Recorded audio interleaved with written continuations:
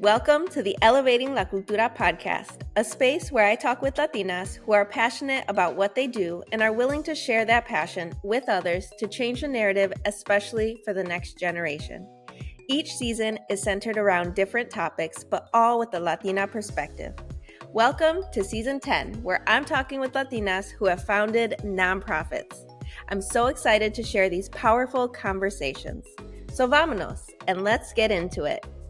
Today I'm talking with Juliana Rubio Slager. She co-founded Ballet 58 in 2012 and is known for her unique ability to engage audiences in discussions of life and faith through choreography. She has created over 50 works for the company and school during her tenure at Ballet 58. She has had the privilege of working daily at the School of Ballet 58 and has guest taught at over 100 schools across the U.S. In 2023, Rubio Slager was awarded the coveted position of National Visiting Fellow at the School of American Ballet. Ballet 58 tours nationally, bringing her critically acclaimed ballets such as Reckless, Butterfly, The Space in Between, and BareFace to audiences across the nation. Juliana Rubio Slager is a groundbreaking figure within the field as one of the few Mexican-American artistic directors and resident choreographers of professional ballet companies in the world. She hopes that her leadership and creative work at Ballet 58 will pave the way for other women and underrepresented artists in professional ballet. Let's get into the conversation. Hey, I am so excited to kick off a new season and with my first guest, Juliana Rubio Slager. And this guest is so important to me because I've known her for many years, and I actually was able to photograph your wedding. And it was kind of like a last minute thing where my husband asked me to come and assist, and it was just a beautiful event. And that is where I kind of met you, and our relationship started from there. And actually, our kids have grown up together because my daughter is part of Juliana's nonprofit, and your son is about the same age. So I think this relationship is really special, and you being a guest has been a long time coming. And so I'm so excited to be able to feature you and for you to share your story and your journey. So why don't you go ahead and introduce yourself? Thank you so much, Karina. It's so exciting to be here. And yeah, we do. We share like a long history and some like of the unique aspects, I think, of growing up as a Latina, but growing up in the Midwest, which is like a really unusual experience in some ways, compared to like friends of ours that maybe grew up, I don't know, even like closer to Mexico and, Nuevo Mexico and Texas and other places. So it's been really fun to just kind of see that journey unfold, and I'm sure we probably have even more similarities than we know of, and our kids do for sure. It's so cute. Judah and Elena, like, they have kind of like gone through the levels of the school together, and it's good for Judah because Elena's better than him at ballet, so he's like always trying to catch up with her, which is like so cute. He's like, Elena's in a higher level than me. I'm like, you have to work harder, you got to go. So it's really cute. I love it. Yeah, I really appreciate their dynamic. And I hope that now that they're older, that we can do more things outside of the studio. I know this summer we were able to hang out with him, and I was able to get to know him a little bit. And yeah, I hope that their friendship just develops, because I think it's so important to have friends in the arts that can relate to the things that you're going through. And I know that it's been special for Elena in the last few years to have friendships develop at the ballet studio. So speaking of the ballet studio, why don't you go ahead and share about Ballet 58? Because this has been a labor of love and growth over the past 10 plus years. And so I'd love to hear from the beginning what got you started on this path. Yeah. Oh my goodness. Yeah, such a kind of a long and winding story. Just to kind of like link it into my background too as a Latina, it's funny because as a little girl growing up, you don't really think of yourself as different than other kids, which is good. It's like the naiveness of children. You're just you, and your parents are just your parents, and the food you eat is just the food you eat. Like, you don't really think about it. So I remember very distinctly, one time I started dancing when I was like 5 years old. My parents love music, and like dance is very much a part of Hispanic culture. So I feel like in that sense, we were very immersed in it, but it was more like the folklorico side of things, and not really like classical dance. But I saw the Nutcracker on PBS, performed by the New York City Ballet when I was like 5. So I was obsessed from there. And I was like, Mom, you have to put me in ballet. So she did. And, I just remember going to class. And again, I just like felt like a normal kid. And one day, this little girl came up to me, this little blonde haired girl, and she goes, "You're not Black, but you're not white." She was like, "What are you?" And I was like, I don't know. I'm a kid. It's like you don't really think about it. And I brushed that off. It's like when you receive those type of like little comments, kids are resilient. You brush it off. I didn't think about it again for years. But it's funny because all the way back in the beginning of my journey with ballet, there was kind of this sense of like, oh, like you're different in this space than a lot of the other kids.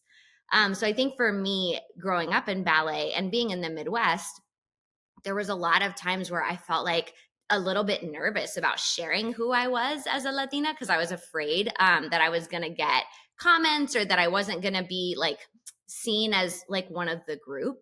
So I think it was interesting because my early years of ballet, I dove into ballet with 2 feet, but all of my teachers and all of my mentors, they were all very Caucasian, which again, not a bad thing. There were a lot of great people, but I did not see myself represented very often. So I think because of that, I just kind of disconnected a little bit of like, okay, like my Mexican culture, that's going to stay in this box over here with like my family at like events. And then like when I'm out and about in public, like I'm just going to be this like quote unquote normal kid. And so that's kind of how I continued for much of my early ballet training. And I got way more serious, and I started getting really involved in it and loved it. Started having like some level of success in it, getting into big summer programs, getting to dance. I did Grand Rapids Ballet Nutcracker several times as a kid growing up. And, those little things I think fed me, because I was like, wow, this is something I love. And, I'm getting pretty good at it. So from there, there was like a lot of positivity, but then also I think when I hit puberty, there was a little bit of a pause, because again, as a Latina, it's like, everybody's body shapes differently, but I'm the curvy Latina. So I had this shape that was very different from a lot of the girls in my class. And that's when I started to notice a little bit more that my teacher's feedback flipped there, where there was less positivity, there was more comments about weight. Those type of things started becoming more frequent. And I think ballet training has progressed a lot. And, my hope as an educator now is to push it even further forward. But back in the 90s and the early 2000s, it was still very much like this, like very thin, kind of almost like what you see with models going down the runway, just like unhealthy aesthetic in ballet. But I kind of was like, well, if I want to succeed, I have to do that. So I kind of tried to fit in, tried to do what I had to do. And I think that kind of burden of hiding and trying to be somebody else took its toll on me. And that made it really difficult to love ballet and to continue to do it at a high level. So I ended up actually taking a break because I had an eating disorder. And so I had to get treatment for that. And that was tough. That was like a rock bottom kind of experience where I had to look at myself in the mirror and be like, okay, like, what am I really doing this for? Why am I really dancing? But fortunately, I think even through those harder moments, there was still this love of dance that kind of welled up in me. And I did have a lot of good support. My sisters have always been super supportive. I have a great community that I think really helped me to get back on my feet. But from there, I was like, okay, I want dance to be different.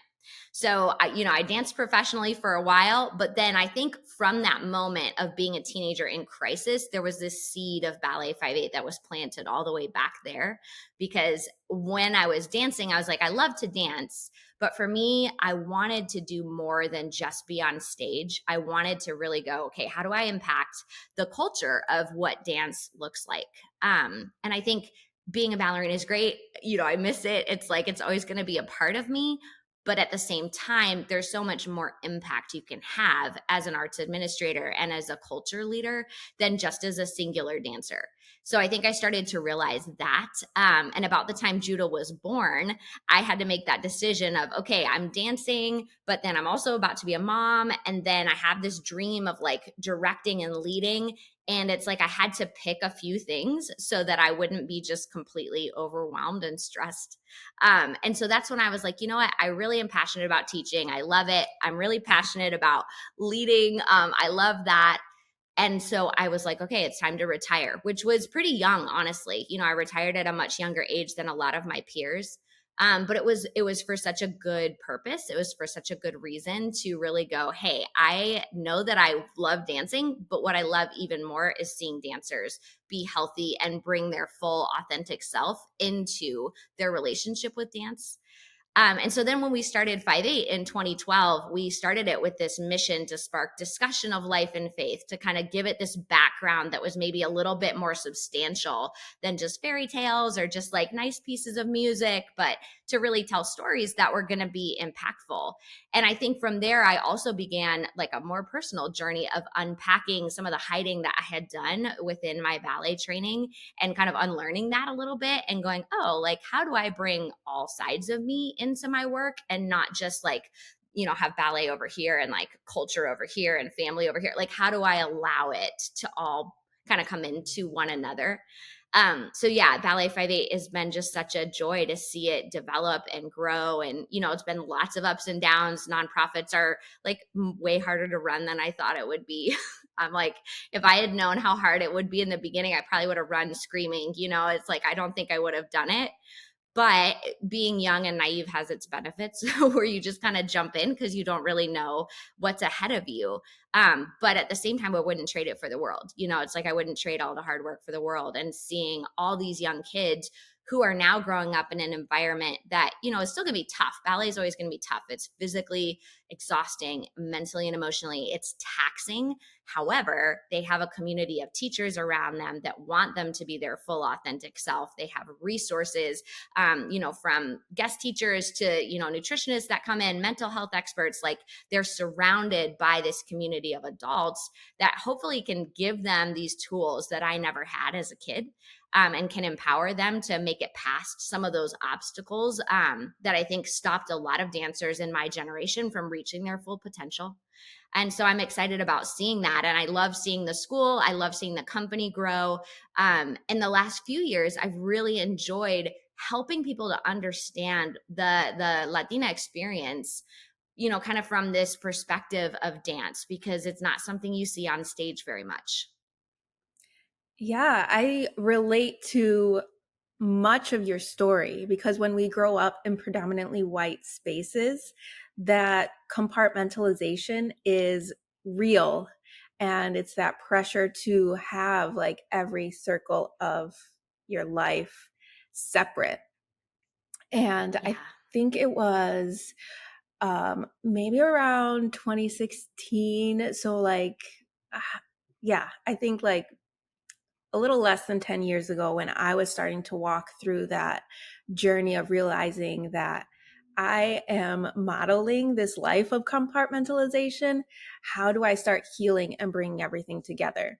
And so I remember we were on, I think we were both living on the north side of Chicago, and we had dinner together because we're just like, oh, you're from Michigan.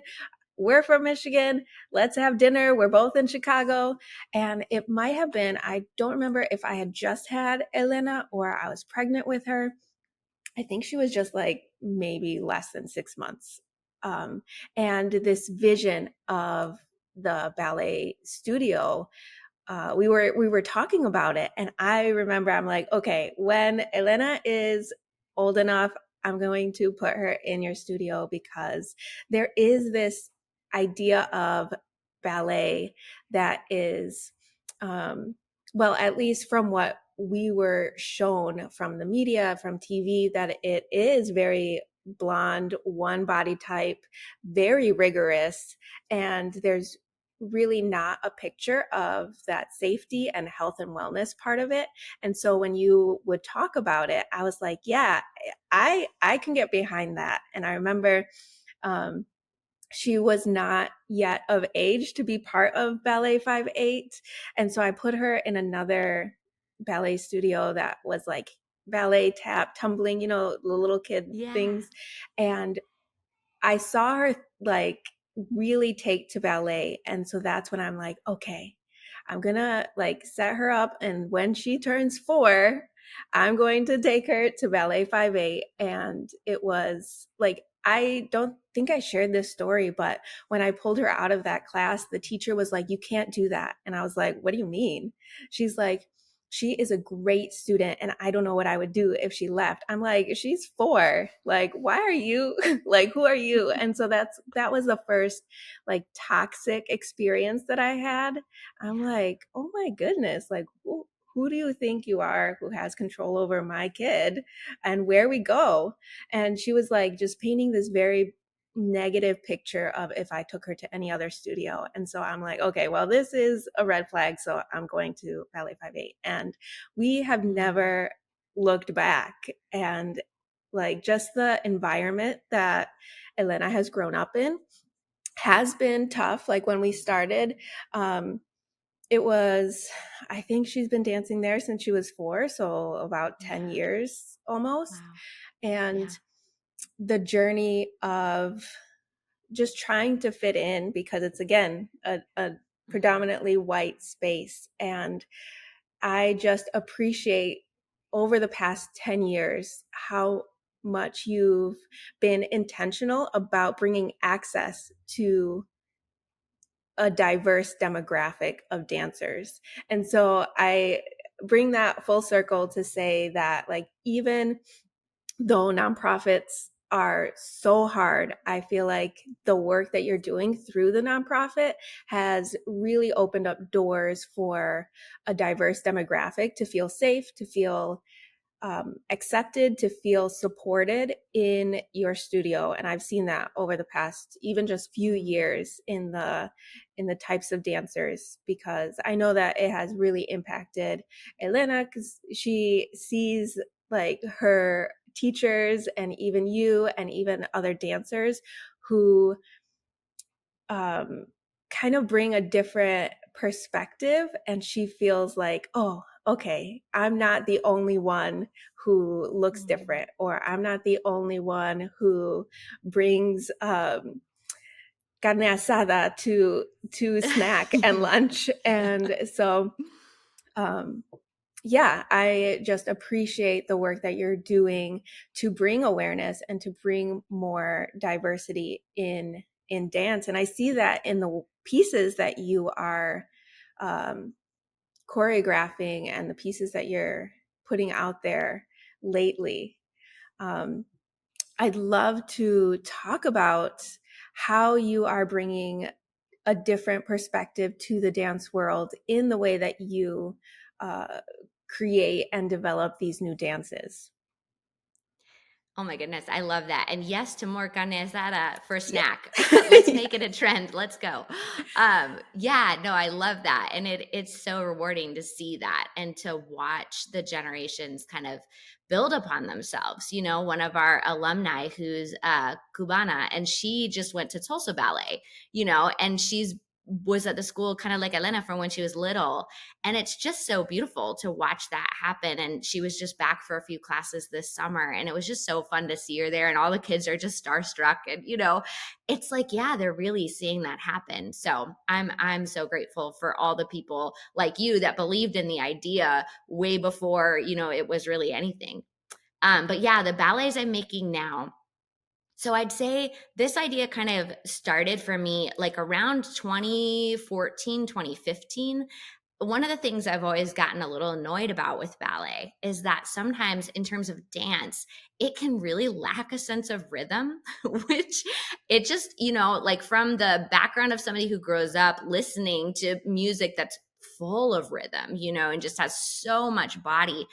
I think that was the one thing with ballet that I was just like, oh, like it can get a little bit flat. Now it shouldn't be flat. Ballet should be full of dynamic, but at times the way that it's done within certain kind of pieces of music and cultural stigmas can be just a focus too much, I think, on just grace and effortlessness, and it's just calm, which is fine and it has a place, but I think there's also room for it to be powerful and bold and dynamic and rhythmic. And I think audiences love that. You know, you love to see somebody who's up there and fierce and like just full of power and just ripping it up on stage. So it started to occur to me. I was like, you know, folklorico really has that sense of power and dynamic and rhythm, and ballet has like these beautiful lines and like this really complicated vocabulary. And I was like, I wonder what would happen if I started like blending those two things together.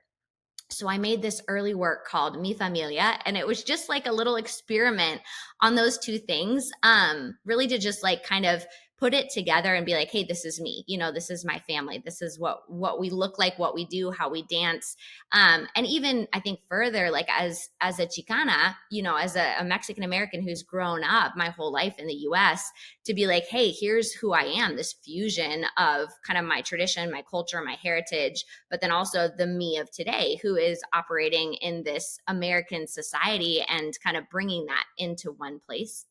So that was super fun. And it's funny because our audiences love that piece. It's like our most requested piece of rep, even to this day, which is great. It cracks me up because I feel like we perform it all the time and everybody's like, when are you doing Mi Familia again? You know, it's like, it is. It's so much fun. So I think from there, after that had so much success, I was like, oh, you know, maybe like audiences would like this. You know, this is so different from a traditional ballet style, but I was like, maybe more people would be interested in this. And ballet gets criticized for being boring sometimes. And I was like, this ballet seems to resonate with people who don't really like ballet. So that's a good sign, you know, for the art form. If it's going to keep going, we have to be creating new audiences. And part of that is being a little bit more open-minded and diverse as an art form of like, hey, can we incorporate more than just kind of this Eurocentric kind of aesthetic of the whatever, the 19th and 20th centuries. So yeah, so that's kind of what led me to that journey. I started making more pieces and I think it's just really been fun. I found my voice in it. It's made me feel more like myself than ever. And I think it's been a great way to kind of build bridges with, you know, both people in the Latinx community and then also people in the dance community who are going like they're hungry for something different and something new. And I think that's a part of me that I can offer that is like bringing a different perspective. For sure. I remember the first time that I saw an excerpt of Mi Familia. I think it was in the Daily Plaza a few years ago. And I took my kids and like I didn't realize the emotional impact it would have on me, but I didn't want to like cry at the Daily Plaza. And so I was just like I don't know, like I was like this is different and this is amazing. And I was just so excited for Elena to witness that and for her to say like, "Oh, I'm part of this school. I'm part of this. I can do that." Yeah. And I think it was not this summer intensive, last summer intensive, which is a 5-week like intense study over the summer that Elena has been part of since like day one that she Yep. was able to. Um, but she was able to perform alongside her teachers that dance. And when I saw it, like I was like, oh my gosh, this is amazing that she is able to be part of this specific dance that she saw like 3 years before and was like, oh, hopefully I can dance that one day. And so that is, I feel like that is the type of environment. And I'm just so grateful for the teachers and that you are leaning into that because it is so easy to just ignore it and just Mhm. continue on and say like, okay, well, ballet is what it is. And that's it. But I love this fusion that you're doing. And even with Mi Familia, like it is a very like energetic and fun piece to do. And I've noticed that in the past few years, you've been putting out more pieces that are connected to your culture and to your story. And they are really deep and powerful, and they're around topics that have been like, we don't talk about that, especially in the Latina community. So I'd love to know like what your inspiration is behind that. When did you decide like, okay, I'm going to talk about depression through dance, or I'm going to talk about the hardships of like being taken that are connected with our culture. So yeah, I'd love to understand more of where that came from. Yeah, yeah, absolutely. I feel like for me, one of the like most bittersweet parts about being a Latina, honestly, are the people that are not in my life that should be. And I think in my family specifically, so my parents had 7 kids, so there's a lot of people in my generation, but the generation above us, we just had a family reunion like, I don't know, 2 months ago in June. There was like maybe 8 people, like from the whole family. And that like I was heartbroken. And like I knew that in like a mental way obviously because you hear when people pass and things happen, but I was not prepared for that emotion of showing up and being like, "Oh my goodness, like we are it. Like our generation is the Rubio family." Like that was kind of overwhelming for me. And I felt that the last few years because, my grandfather's side of the family, they immigrated from Mexico. My grandmother's side of the family, they've basically lived in Albuquerque like since there were people in Albuquerque. And so they're like the classic, we didn't cross the border crossed us. So I've grown up my whole life being like, we didn't cross the border. When people say stuff like that, I'm like, but we didn't cross the border. So yeah, it's just like knowing all of these stories and all of these people who made me who I am, and then realizing so many of them have been lost, whether it's due to femicide. One of my tias was murdered, which is horrific. Um, whether it's to alcohol abuse, that's been another big one in my family, but a lot of that has been a result of depression and just the poor like living situation that many of them had. Even if they did come across to the US, a lot of my family struggled to kind of get out of that low income, just difficult lifestyle, paycheck to paycheck. A lot of alcohol abuse. I had several uncles that were in Vietnam, and then when they came back, they fought really hard for this country that wasn't even really their country. And they came back with just a lot of trauma and PTSD. So I think for me, there's just a lot of those difficult sides of being a Latina that are woven in with all the sweetness and the joy and the beauty of it. And I think I want to create a voice for that because in the news, I feel so like annoyed sometimes of like I'm like we're portrayed as like these people that are coming over and like taking jobs and like like we wake up just like whose job can I take today, here we go, right?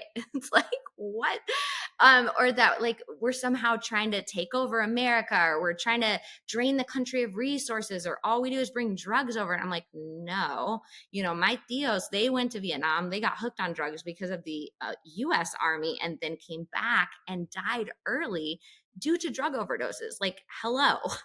Yeah. And you're telling all these stories about who we are. And I'm like, as an artist, I'm like, nobody is going to understand that or empathize with it unless they get a chance to walk a mile in our shoes. And so I think that's kind of where I come from of like, I want people in the theater to have to experience that. And I was just talking to a friend the other day about, intersectionality and kind of all these intersections that we live at as, Mexican Americans, but then also as mothers who work, in a culture of mothers who really don't work. Like there's so many topics. And I'm like, the only way to really get people to empathize and to see another point of view is for them to feel it. And for me, that's what I can do, I guess. It's like I'm not gifted in some of those other areas of politics and policy. That's not my realm, but I know how to tell a story, and I know how to get people to feel something on a deep level to where they feel like they've experienced something that is way outside of their realm of comprehension. And so I think more and more as I've kind of done the work of unwinding my compartmentalization of my heritage, I've gone, oh, this is what I can do. This is how I can help. This is how I can set up the world for my kids and for your kids in a better way than the one that was handed to us. So yeah, so I think that's just become a big part of my identity now as a choreographer, is going, this is a gift that I have that is unique and not very many people have it. Like, we have such a similar experience, but like outside of us and, you know, the listeners to this podcast, so many people have no idea what that experience is like.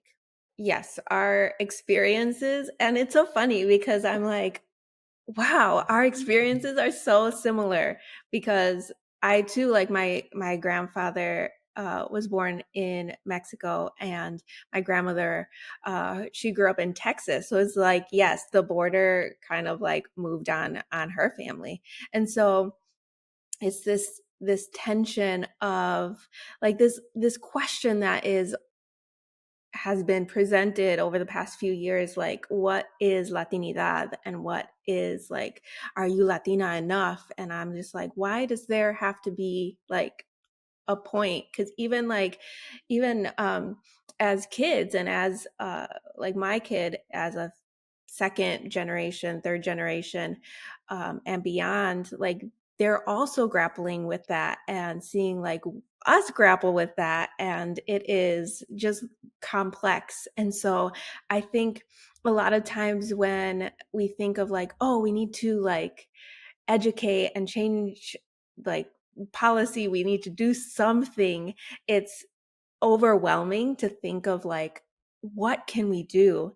And so I love the fact that you are already using the skills that you have to share, and even just sharing, and even as you create with the dancers, and as you create and you share stories and bring more awareness within the company, you're doing that in a way that is palatable, in a way that is experiential to people who might, like, this might be their first time understanding or listening or seeing this representation of Latina culture.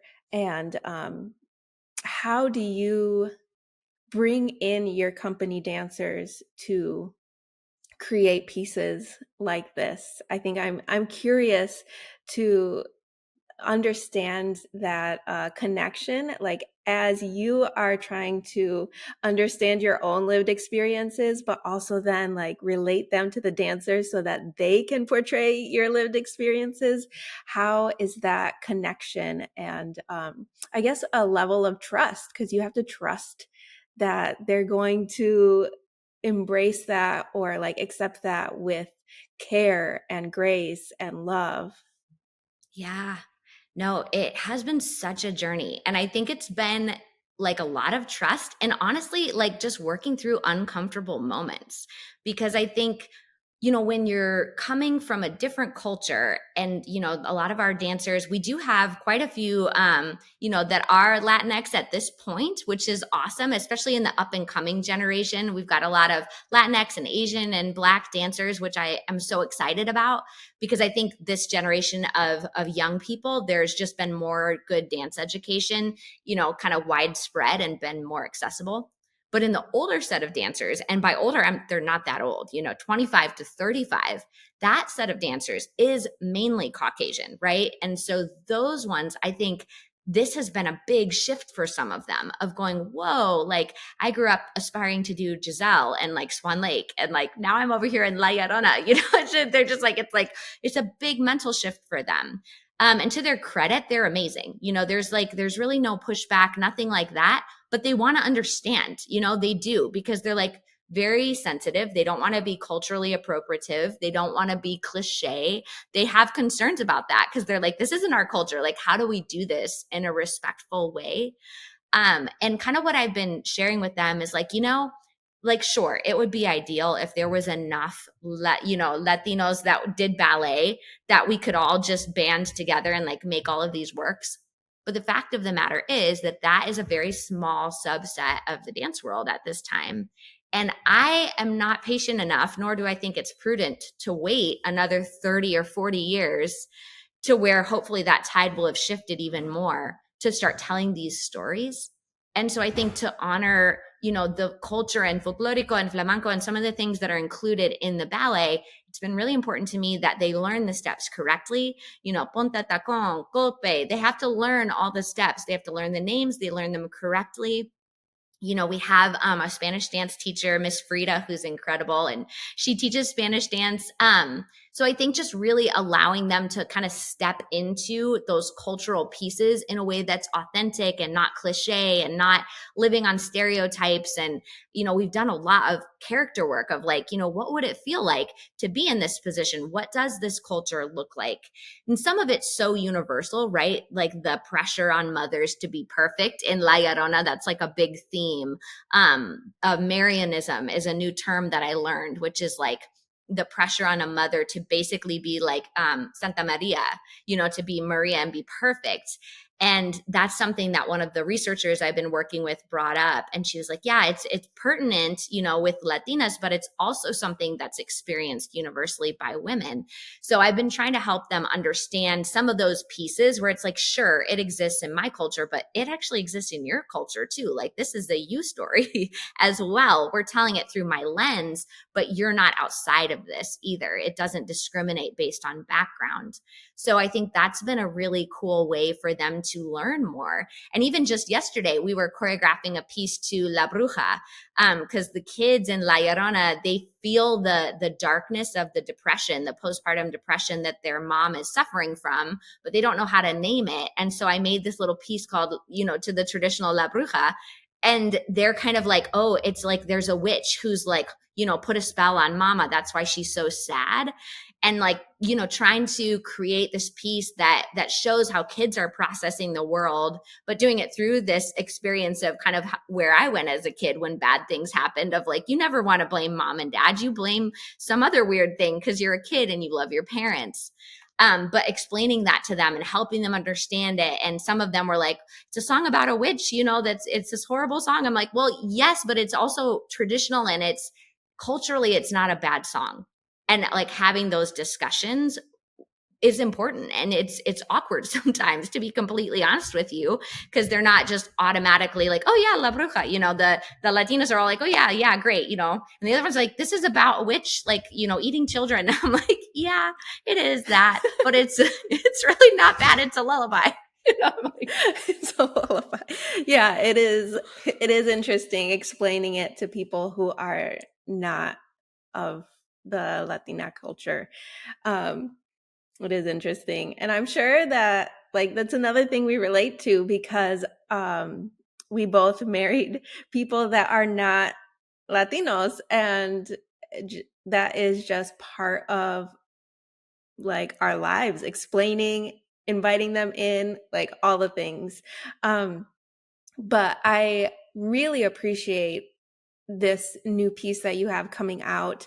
I remember when I also went to see Dia de los Vivos, and that was the first time that I felt like a tough topic being portrayed on stage, and this topic of depression and suicidal ideation. And I was like, oh, I feel seen. And it was, my emotions were so complex that I had to, again, not want to cry in front of like a whole theater. Especially with my kids, I had to process alone. And I just appreciate that piece so much. And we also went to see Lost Women of Juarez a few months ago. And that was another beautiful piece that I resonated with. And it's just exciting to be able to see pieces that I'm like, I did not expect ballet or dance to be this, like to touch me in this way as someone who has no experience in dance and no like dance foundation. Like I'm only in this world because of my daughter.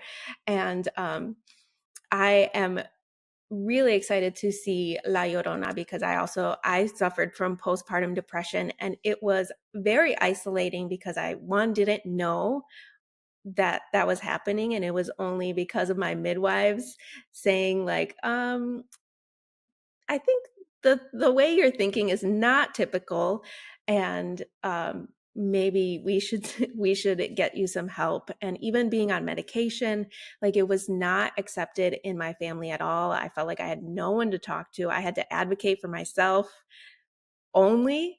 And being able, like years later, to see a story like that represented on stage in a way that can relate to my culture, and also to see, to experience that alongside my children is huge. And it is something that I am excited to see. But it's something that I might not even be prepared for until I'm there in the theater watching. Um, so I am excited. I know that you have been doing a lot of behind the scenes of La Llorona, and it's like I think this is like going to be a pivotal moment in the ballet world, um, especially for the Latina culture. But as you're like sharing the behind the scenes and the music, I'm just getting more and more excited. So I'd love for you to talk about the debut of that in a few weeks. By the time this recording comes out, I think the debut will be in a few weeks, in October. And so how has the development of this new ballet been to get it on stage like in a few weeks? Oh my goodness. Honestly, it's like such an honor to do this piece. I have just been fueled by it, kind of like none other. It's almost been just like hard to even describe, because going into the studio, I think working from such a deep place, because I also experienced postpartum depression with my second child, which for me was interesting because with Judah, it was like the typical Hallmark mom, everything was good and rosy. I felt great. I was like all happy, instant bond. And then with Jake, I was like, whose baby is this? Like it literally felt like somebody else's kid. And I didn't want to hold him. I wanted other people to take care of him. And I had no idea what was going on. And like you, nobody around me knew what was going on. And so I actually struggled with that untreated for quite some time, which kind of spiraled into more of just like a major depressive disorder, which eventually I figured out and got into treatment for, which is a longer story. But, for me, it was like a very weird sense going into the studio of like, these are all the deepest part of me coming out on stage. And the dancers have just been kind of like working overtime to just catch all of it, because I feel like a waterfall of like just whoosh of creativity and thought and words and music. And, just like it's honestly been unbelievable. And so I'm really excited to share it. I think it's going to have such an impact on, yeah, just how people view mothers in general, and specifically for Latinas to know that they're not alone and that they don't have to be perfect and that it's okay. And, you can get help. Raices is actually working with us on this as well. And they're doing a workshop, which I'll send you the link because, yeah, if you have listeners that want to participate, that's on November 9th. And they're doing like a movement therapy workshop along with a panel of moms who have struggled with postpartum depression, and they're all Latinas. So it's going to be an amazing event. They'll be at the show on October 5th and 6th at the Harris Theater. Mariachi Serenas is playing the opening number, which I'm so excited about. Yvette is brilliant, and her ladies, they're incredible. So they'll be a part of it. And then just really the whole atmosphere, though it's a sad topic. I guess, in our culture, we like to celebrate anything. So I'm like, people might find it funny, but I'm like, we're going to have live music. We're going to have free food in the lobby. I'm like, we're going to have fun with this because yes, it's serious, but we're celebrating life and we're celebrating the mamas who make it through this, people like you who have come out the other side and are now sharing with the next generation. So yeah, I think for me, it's honestly hard to describe the amount of like joy that I have, even in such a tough topic. And it just the way we're putting the costumes together and the scenery, like all of it is going to be crafted so beautifully. Oh, and the projections. I have to talk about this because this is so cool. my sister is a visual artist, and she's actually creating like pencil sketches of Maria and Manuel, who are our main characters in the show. So there's going to be little excerpts that are actually like almost like a drawing, like if you've seen a vector style animation where there's like little drawings that talk to each other. So that'll be interspersed throughout the ballet to kind of help tell the story. Because sometimes with ballet, because it's dance, it's harder to understand what's happening. So to make this really accessible, we're kind of mixing it together with this like really cool animation style to help the audience understand the different sections of the story. That's amazing. I love that you can work with your family like this and bring them into this experience. And it's funny because I've only known how to, I guess, read or understand ballet because of my daughter who comes and tells me like, oh, when we do this, this means like this thing. And I'm just like, oh, I get it now. Like it's kind of like you're telling the story, but with your whole body. And I've just come to appreciate that craft, that the art so much. So I'm excited for this, for you. But as we wrap up, I always like to ask, like, what is some encouragement or advice that you have for the next generation, specifically for the next generation of dancers? Yeah, I mean, I honestly think the biggest thing that I would want to say to young artists, like if I was talking to younger me or any of my students, is that it is normal to struggle in ballet, and it's really normal to have ups and downs. And in that making of an artist, just know that you're not alone and to reach out for help. I wish that as a young person, I had heard that message and had reached out when I was discouraged or just like maybe feeling like I wasn't good enough or like I wasn't excelling as fast as I needed to, or just was struggling, like, I don't know, to do a pirouette, that I could reach out to ask for help. And I think that is a hard lesson to learn because we always kind of want to be self sufficient. But I just encourage young artists, those of us that have gone before you, there is no greater joy for us than have you stand on our shoulders. There's no greater joy for us than to give you anything we can to make you succeed. So don't be afraid to ask and to reach out, because there's truly nothing more exciting than watching that next generation rise and ascend even greater heights than what we have made. So I just hope that as more people are represented in ballet and as these young people see more Latina and Black and Asian women that are in leadership, that they just take the advantage of kind of standing on our shoulders and going forth in power. And I hope that leads to maybe a little less struggle and a little bit more success for them than what my generation was able to have. I love that. And I appreciate that. I'm going to have Elena listen to this whole episode because the gems that you shared I know will resonate with her. And yeah, it's so hard for the youth to feel safe enough to ask for help. And so I appreciate that you are developing that culture in your studio and fostering that. I just cannot speak enough like positive things about Ballet 5/8. Even thinking like beyond or like even like other studios, like I get nervous and say like, okay, well, before we do anything, we have to run it past Miss Juliana to see if it's good enough or like if they think that it would be okay for Elena. And so yeah, I really appreciate the care that you have put into this whole nonprofit. I appreciate your time. I appreciate everything about you, all that you're doing. I want to encourage you to keep going. And whoever is listening, please come and see the ballet on October 5th and 6th. I'm going to be there. We should get a group together. Elena's going to be there. Bring your kids. Bring like I think everyone should experience this. And you're right. Like whenever there's a gathering, like we have food, we have music, we have a celebration, we just enjoy life. So I Yeah. appreciate that. But yeah, thank you. Before we wrap up, I want to ask, where can people find you? Yeah, such a great question. So you can find us, ballet58.org is the company website, and you can get tickets to La Llorona on the website. If you want to connect with me specifically, you can find me on Instagram at Juliana Rubio Slager.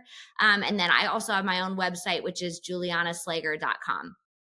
Awesome. And yeah, you like the ballet studio shares a lot of great tips on just like mental wellness, health and wellness as it pertains to ballet. It's fun. You guys have a TikTok, like, yes, follow them for all the things. But thank you so much. I really appreciate your time, and hopefully we can get a group together to go see the ballet in October. Thank you so much, Karina. This has been great and such a fun time to catch up. Yeah. All right. We'll talk soon. I'm so grateful to know Juliana and to have seen Ballet 58 grow over the past 10 years. It's definitely played an important role in our lives and the journey of my daughter's dance career.